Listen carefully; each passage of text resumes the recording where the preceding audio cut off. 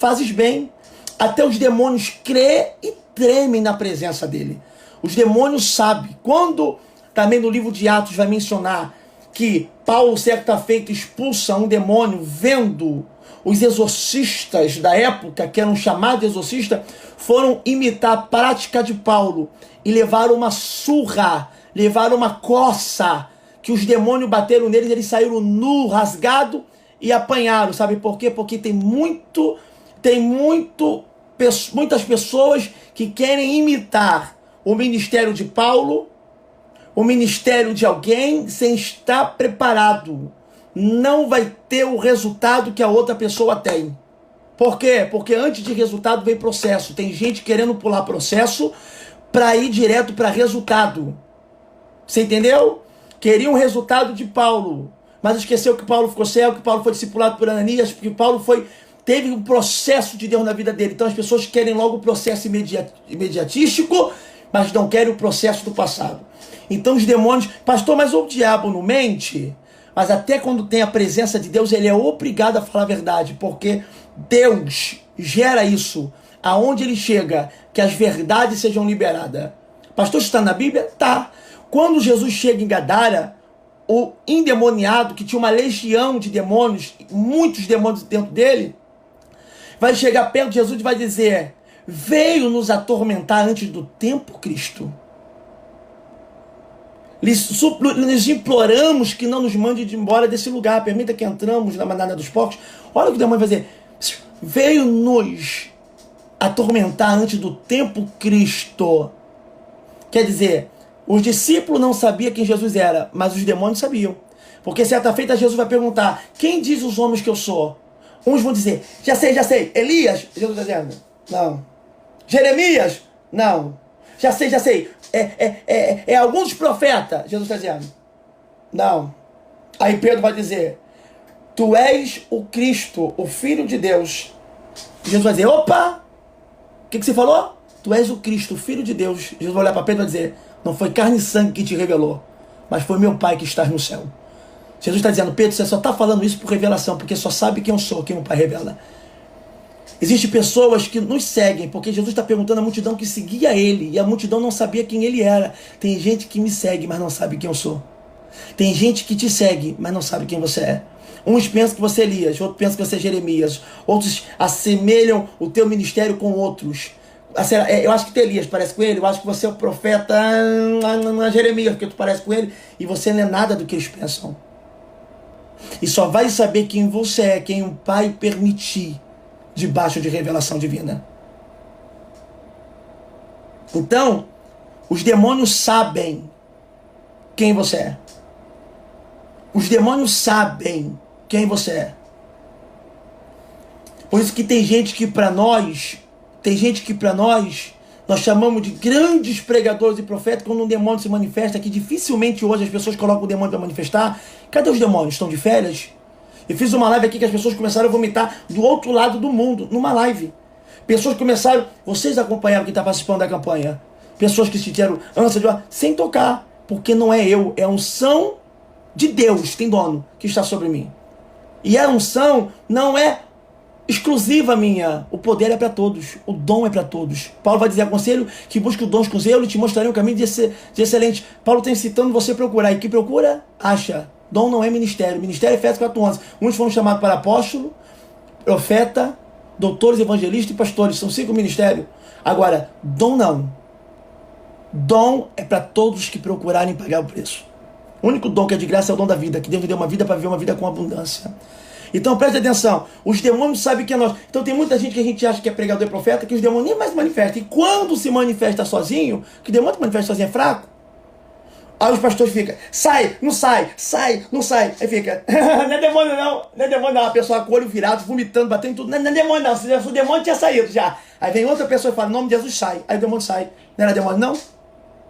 Ou era demônio e você não tinha força para expulsar? E ficou envergonhado. E para não assumir a vergonha porque o orgulho subiu tanto no teu coração, é melhor você ignorar. Ou não trabalhar mais com libertação. O que tem de igreja hoje que está trocando libertação para virar coach. Eu admiro os trabalhos do coach fora da igreja. Eu admiro os trabalhos dos coaches, porque eu tenho pessoas que são sensacionais fora da igreja. Não use coach no altar. Porque Deus não te chamou para ser coach, Deus te chamou para ser profeta. Me mostra na Bíblia, Deus falando. Te chamei, te levantei para ter... Então não fique preso no teu culto com palavras apenas de palavras motivacionais. Louvores que parecem, são lindos, mas que parece que tem tudo. Eu acho lindo aquelas igrejas de louvor, eu acho perfeito, mas que não seja esse o maior propósito. Um show. Mas que misture uma excelência que você vai proporcionar para Deus e seu povo, mas que no coração por dentro a maior intenção venha ser o adorar, transmitindo a unção de Deus de uma forma poderosa, trazendo a unção no louvor da época das igrejas pequenas com estruturas poderosas. Não muda a essência do pasto em palácios, Davi. Então Deus vai te colocar em palácio, Davi, mas não muda a essência do pasto, porque é a essência do pasto que te fez crescer. Então às vezes a gente cresce e perde qualidade. Aí vai, versículo de número 17 de novo. Estava seguindo Paulo e a nós, e clamava dizendo: estes homens que nos anunciam o caminho da salvação são servos de Deus Altíssimo. Versículo 18. E isto fez ela por muitos dias. Ou seja, muitos dias Paulo e Silas iam orar, e por muitos dias esta menina fazia isso, de ver eles passando e gritar anunciando: esses são homens de Deus que pregam o evangelho de verdade. Porém, aconteceu uma coisa muito poderosa, olha aqui. Mas Paulo, versículo 18, mas Paulo, perturbado, voltou-se e disse ao Espírito com E minúsculo: em nome de Jesus Cristo, te mando que saias dela. E na mesma hora saiu. Olha que interessante. O demônio estava usando a boca daquela menina para engrandecer Paulo, dizendo: escutem ele, porque de fato eles pregam o evangelho da salvação. Mas ele já estava perturbando Paulo. Por quê? Porque quem é da verdade não consegue tolerar mentira. Você está entendendo? Porque a mentira só dura enquanto a verdade não chega. A mentira só dura enquanto a verdade não chega. Paulo se perturba e vai entrar numa briga, porque você vai ver que ele vai ser preso por causa disso. Porque foi entrar dentro de uma briga que nem Deus mandou ele entrar. Mas era um propósito divino. Deus não falou: Paulo, vai lá e expulsa o demônio dela, mas ele vai tomar atitude porque isso perturbou ele. Porque quem tem o Espírito de Deus se revolta quando vê alguém preso, possesso, ou quando vê um demônio enganando pessoas. O que Paulo vai fazer? Vai expulsar o demônio. A Bíblia diz no versículo 18, no final, vai dizer: e na mesma hora saiu. Paulo era homem de Deus, Silas era homem de Deus, que tiveram autoridade de expulsar o demônio dela de uma forma instantânea. Na mesma hora saiu. Deixa eu abrir um ponto aqui. Hoje, as igrejas que estão frias, as igrejas que estão congeladas, as igrejas que estão hoje vivendo o tempo de que Jesus falou dos fariseus. Existe fariseu hoje, só que estão com nome novo. Os fariseus de hoje são os mesmos da Bíblia. Ser pouco caiado, bonito por fora, podre por dentro. Só mudaram o nome. Continua entre nós. Mudaram só o nome. Não é mais fariseu, mudou o nome. Mas continua entre nós. E eles, quando não vê o poder de Deus sobre a tua vida, quando eles verem o poder de Deus na tua vida, quando eles enxergam Deus fazendo sinais através de você, eles vão logo apelar e vão dizer: isso aí é espírito de adivinhação. Só que a Bíblia vai dizer que os homens de Deus, Paulo e Silas, tocaram nela, oraram e expulsaram o demônio. E na mesma hora que ele orou por ela, o demônio saiu. Então o desafio é: profeta da mentira não tem durabilidade. Eu sei que tem muito Simão ilusionista. Pessoas que brincam achando que tem dom. E quem não tem dom faz mágica para parecer que é, quando na verdade não é. E tem data de durabilidade, que quando for colocada à prova, vai ceder. Então eles têm data de validade. Então eu sei que tem gente que brinca. São os Simões ilusionistas, que os Pedros verdadeiros modificaram Simão ilusionista. Simão ficou tão... Quando Simão ilusionista viu Pedro fazer o batismo com o Espírito Santo, depois que Filipe batizou as pessoas nas águas, o Simão ilusionista mágico, que chamava a atenção das pessoas com as suas mágicas, as pessoas falavam: era grande poder de Deus, até Pedro chegar. Quando ele vê Pedro batizado com o Espírito Santo, ele chega para Pedro e fala: meu irmão, quanto você quer para me ensinar a fazer isso? E Pedro vai dizer: guarda o teu dinheiro para a tua perdição, porque tentaste adquirir o dom com Deus com o teu dinheiro. Olha a resposta de Pedro. Você está pensando que o dom que eu tenho, Pedro está dizendo, é mágica? Tu tá achando que o dom que eu tenho é técnica? Tu tá achando que o dom que eu tenho é estratégico? Guarda o teu dinheiro para tua perdição. Guarda o teu dinheiro para tua perdição, porque tentaste adquirir o dom com Deus com dinheiro. A intenção já está errada. Então tem muitos irmãos que são ilusionistas. Sempre vai existir. Mas não venha aniquilar e neutralizar os verdadeiros por causa dos falsos. Os falsos têm data de validade. Os profetas da mentira irão se dobrar. E a Bíblia vai dizer que uns encurvam-se e caem, porém nós permanecemos de pé. Então presta atenção. Quando tiver esses religiosos fariseus falando que algum profeta de Deus, e profeta de Deus não é só eu não, tem muitos profetas de Deus espalhados por essa terra, conhecidos, anônimos, crianças, tem muitos profetas de Deus aí. Você acha que Deus me usa? É que você não viu a geração que Deus está para levantar, será a geração das crianças, para Deus mostrar para os velhos que estão orgulhosos, achando que o cabelo branco deles, que tem a sabedoria, Deus vai se manifestar para ser glorificado na boca daqueles que a gente menos espera. Guarda isso. Eu ainda vou pegar na minha geração crianças ensinando para doutores, que serão com comportamento de criança, e quando Deus tomar, a terra vai tremer. Depois volta a ser criança. Guarda isso. Esses profetas que acreditam que é espírito de adivinhação, toda vez que ele vê um profeta entregando uma revelação, eles têm autoridade. E eu me coloco como o primeiro profeta de orar por mim, de colocar a mão na minha cabeça e expulsar. Se eu continuar, se eu parar de revelar, era demônio. E eu fecharei meu ministério envergonhado, porque de fato era um demônio. Agora, se Deus continuar me usando em revelação, e a pessoa não expulsar, então não era demônio, era Deus. E o problema não era eu, e nem outros profetas. O problema eram eles que não têm discernimento de espírito para entender o que é Deus e o que não é.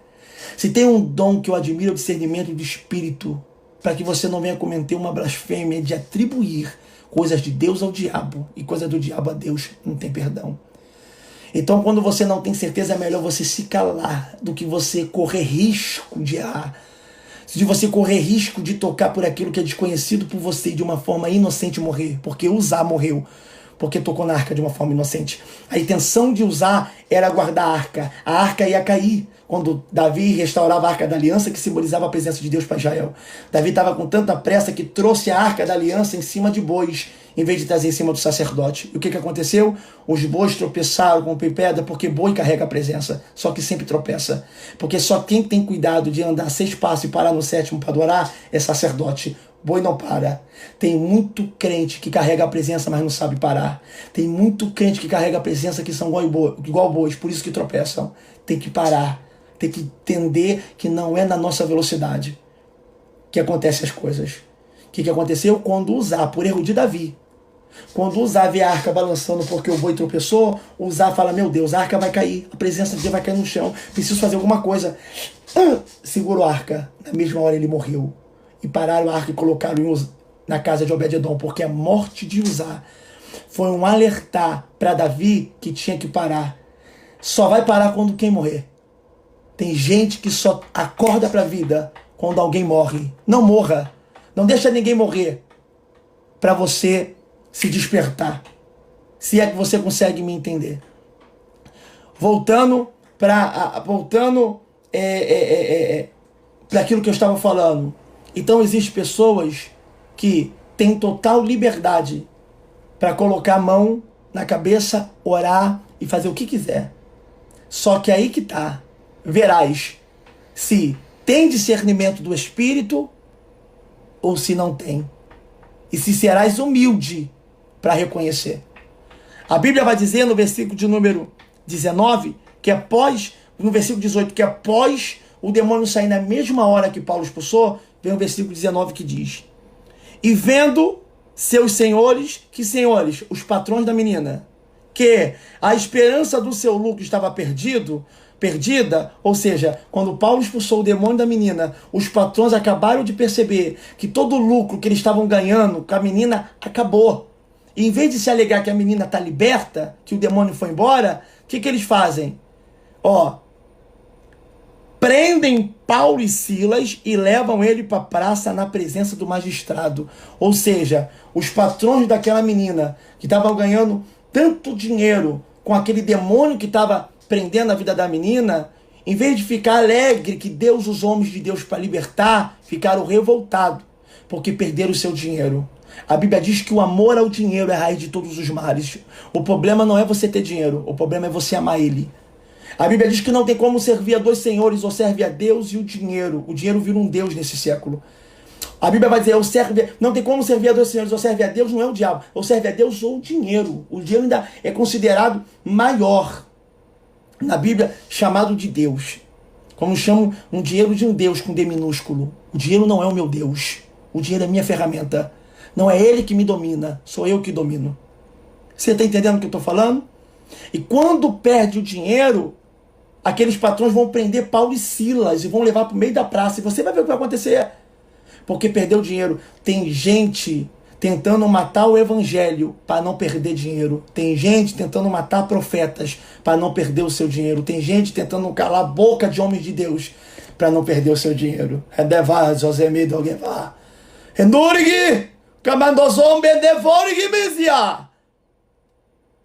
Não tente tocar nos homens de Deus com medo de você perder o teu dinheiro, pastor, empresário. Não tente.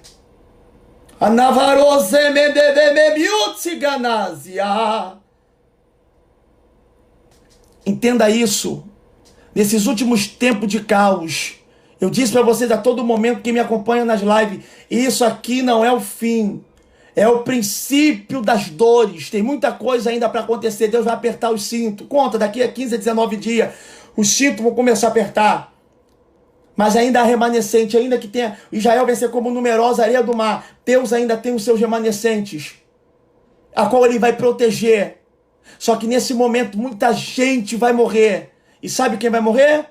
Vocês estão diante de uma escolha. Dinheiro ou vida. Tem gente que vai perder a vida porque vai buscar dinheiro. Vou falar de novo. Estamos vendo um momento que esse momento não é a preocupação de lucrar. A nossa preocupação é de viver. A nossa preocupação nesse momento não é de lucrar, é de sobreviver. Depois que o caos passar, Deus traz bonança. Mas na vida de alguns que se posicionarem, porque vai ter uma transição de poder. Pessoas que nós vemos como ricos e milionários perderão muitas coisas, e quem a gente olha e vê que não tem nada, será reconhecido por grandezas que Deus vai dar. Porque no ano de 2020 é ano de transições. Orgulhosos descem, humildes sobem. Guarda isso. E fazei prova se é Deus que usa a minha boca ou não é. Esse ano é ano de transição. Vamos lá para o versículo de número 20. Após eles pegarem Paulo e Silas e colocarem na praça, porque expulsou o demônio da menina, olha o que acontece no versículo 20.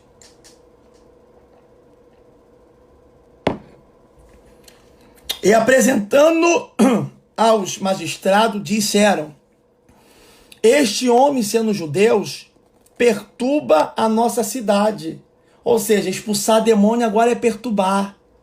Tem gente que se perturba conosco somente porque fazemos a obra de Deus. Tem gente que se perturba conosco, pessoas que a gente nunca nem fez nada. Somente porque fazemos a obra de Deus, estamos atingindo com o bolso deles. Somente quando fazemos uma verdadeira obra de Deus, nos vem como uma ameaça, porque quando Jesus vem, ele desperta duas visões. Jesus foi a maior influência do evangelho que já pisou na terra, mas nem ele conseguiu convencer todo mundo, porque teve gente que não conseguiu enxergar o chamado de Deus na vida dele e o matou. Quem matou ele foi religioso. Quem matou Jesus não foi a prostituta, não foi o homossexual, não foi o bêbado. Quem matou Jesus não foi o drogado, quem matou Jesus não foi o ladrão. Quem matou Jesus foi os religiosos, que não enxergaram o chamado e o propósito de Deus na vida de Jesus. E os religiosos que ainda habitam entre nós e nos crucificam por não enxergar o chamado de Deus na nossa vida. Os religiosos que enxergam a letra, mas não enxergam a revelação, que dão mais crédito naquilo que eles aprendem sentado numa sala de faculdade teológica do que aquilo que ele recebe de revelação divina. Eu, pastor Leonardo, fiz faculdade, eu fiz teologia e fiz um período de faculdade de bacharelado não vou falar o nome do lugar, mas uma bênção em Campo Grande. Eu tenho até hoje a carteirinha. E eu vou falar uma coisa para você. O período que eu fiz, fora de outros cursos que eu fiz, básico, e quando fui fazer o bacharelado e fora de um pastor, para mim é fora do normal em conhecimento bíblico, foi também um dos maiores instrutores meu. E uma coisa que eu aprendi com Deus, que eu tenho que dar mais crédito à revelação que Ele me dá, do que crédito que eu aprendi numa cadeira de teologia, porque a própria teologia reconhece que ela tem informação, que ela não é completa. Se ela reconhece que ela não é completa, eu não posso acreditar em tudo, porque a teologia, muitas das vezes, mata a fé de alguém que não tem estrutura. Quem sabe fazer é bom, faça, mas quem não tem, não faça. Por quê? Porque primeiro tem que se estruturar em graça, crescer na graça e no conhecimento, primeiro se estrutura na graça. Meu povo peça por falta de conhecimento, mas só a letra sozinha ela vai te matar. Por quê? Porque se divide tese. E o que é tese? Linha de raciocínio. A teologia se baseia em tese. Existe teologia, existe tese teológica que acredita só em corpo e alma. Existe tese teológica que acredita corpo, alma e espírito. Na tricotomia. Existe teologia que acredita que nós vamos ser arrebatados antes da tribulação, no meio da tribulação. Existe teologia que acredita que vai ser arrebatado no final da tribulação. O que isso está fazendo? Não está dando resposta nenhuma, só está criando dúvidas. Se não sabe, não fala. Ó, eu acredito que é no início, eu acredito no meio, eu acredito no fim. O que tu acredita não interessa. Porque nem sempre o que a gente acredita é verdade absoluta. E se eu não tenho verdade absoluta, eu não posso abrir a minha boca para falar. Por quê? Porque até a fé vem de certeza. Hebreus vai dizer que a fé é o firme fundamento das coisas que não se vê, mas a certeza das coisas que se esperam. Até a fé depende da minha certeza. Se eu não tenho certeza, eu não falo. Porque aquele que fala e duvida é semelhante às ondas do mar que são agitadas pelos ventos. Ou você confia ou você não confia. Ou tu tem certeza ou não tem. Então, quando você abre a boca com incerteza, você gera um risco de criar dúvida na vida das pessoas que são influenciadas por ti. Então, não abre a boca com incerteza para mostrar vaidade. Não abre a boca com incerteza para mostrar vanglória. Abre a boca com certeza para mostrar reino. Caso não tenha certeza, fecha a boca. Porque tem gente que é mais bonita calada do que falando. Vamos lá. Versículo de número 21. E nos expõe costumes que não é lícito receber e nem praticar, visto que somos romanos. E a multidão se levantou unida contra eles, e os magistrados, a multidão, leia de novo, 22, versículo 22. E a multidão se levantou unida contra eles. Ele quem? Paulo e Silas. E os magistrados, os grandes da cidade, rasgando-lhe as vestes e mandando açoitar com varas. Aprenda uma coisa, a multidão, juntamente com os maiorais da terra, vão rasgar a roupa de Paulo e Silas e vão açoitar. Lembre uma coisa, a voz do povo nunca foi a voz de Deus. A voz da multidão mandava o cego se calar. Que multidão é essa que seguia Jesus e que não sabia quem Jesus era? Mandava o cego se calar, o cego de Jericó. E a multidão que mandava ele se calar, a Bíblia diz, e mais forte ele gritava. Você decide se você se cala por causa da multidão ou se você grita para chamar a atenção do mestre.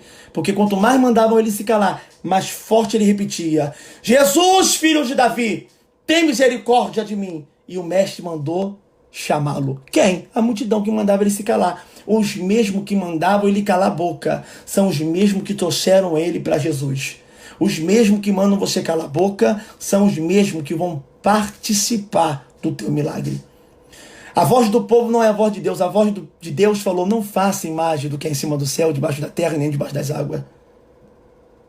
E quando Moisés sobe o monte para orar, o povo se ajunta e coloca pressão em Arão. Faz para nós um bezerro de ouro. E começaram a ofertar os brincos de ouro, os colares de ouro. E Arão, na pressão do povo, fez o que o povo queria. E quem era Arão? Sacerdote. Sacerdote que faz o que o povo quer, peca contra Deus. Sacerdote que faz o que o povo quer, desobedece leis divinas. Sacerdote, é melhor você liderar um do que você ser liderado por 1000. É melhor, porque se você é profeta e você é omisso, você não é profeta, você é artista, você quer ibope. Você quer público. Você quer que as pessoas te aplaudam. Você não é profeta. Você é artista. Profeta não importa agradar homens. Profeta importa agradar a Deus. Certa feita a multidão que comeu da multiplicação do pães e peixes seguiram Jesus e veio numa nuvem de multidão. Quando chegam perto de Jesus, Jesus está dizendo: eu conheço todos vocês. Vocês vieram aqui não é por causa de mim, é por causa do pão. Todo mundo fez o quê? Foi embora. Quando Jesus falou verdades. Porque nem todo mundo que nos segue está preparado para ouvir verdades. As nossas verdades vão afastar muitas pessoas, porque tem gente que nos aproxima pela mentira que eles criam de nós, pelas mentiras que eles colocam de expectativa sobre nós. Não é a verdade.